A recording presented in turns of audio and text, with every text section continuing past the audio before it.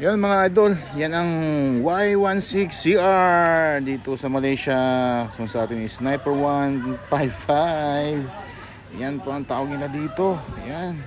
So tingnan natin ang kanilang motor na 2023. Yan po ang itsura niya, white siya. Yan, 155 yan mga idol.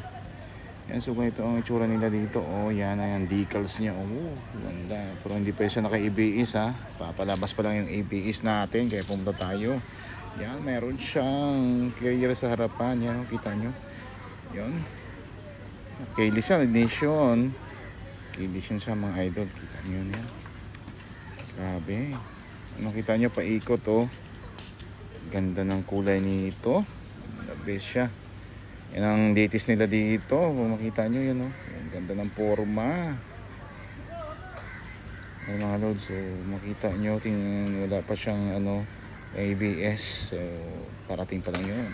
Siyempre naka double piston yan. Yan. So same spec lang yan siya ng ating sa Pilipinas. Pero dito anyways, siyempre naka-LED naman lahat ng lights niyan. Same lang yan siya. So siyempre sa kanila iba yung tawag dito. Yan. Kita nyo BVA.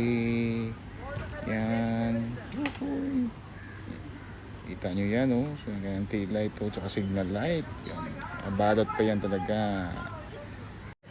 Yun mga lods, ang kanyang tank din isim lang yan sa atin sa Pilipinas na 5.4 liter.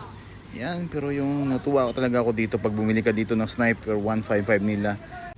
Meron ng kasamang carrier sa harapan, yan oh. Pwede na lagayan kung ano-ano. So kasi wala tayong U-box doon sa loob, puro tangke na yan sa loob no.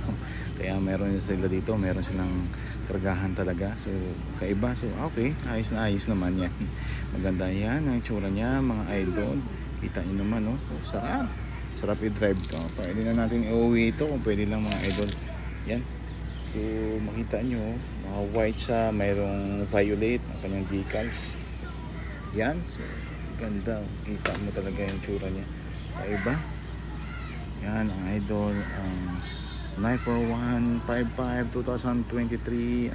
Yan ang kanyang Yajitor.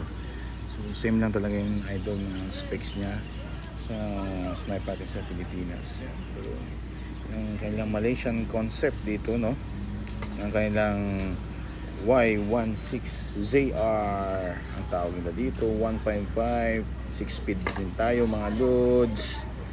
Yan, kita nyo forma okay ba talaga, pero siyempre abangan natin paglalabas ng bago, kaya tumingin din tayo ngayon. Pero siyempre palapit na, palabas na yung may EBS, so ganun pa rin oh, yung kanyang panel fully digital yan mga loads. Uy. Yan. So, forma pa lang. Sulit na. Yan. Kita nyo, may violet din sa gilid niya. Decals niya. Yan. Forman dating talaga mga loads. Yan, syempre. Tatalo pa ba ang Sniper 155 or isa ka natawag is 16ZR. So yan, ganda. So halos dito kasi ito mga ginagamit nila, mahilig sila sa mga manual motorcycle dito. So ito yung pinaka best nakita ko sa road nila talaga, itong Sniper 155. Yan. Yan, kita nyo. Pogi tayo dito mga idol, pag dito mga sakay. Yan pa rin siya. Yan. So grabe oh. Uy. Sarap sakyan. Ang kanyang gilid mga loads. Yun. So shock, monoshock pa rin siya. Same specs.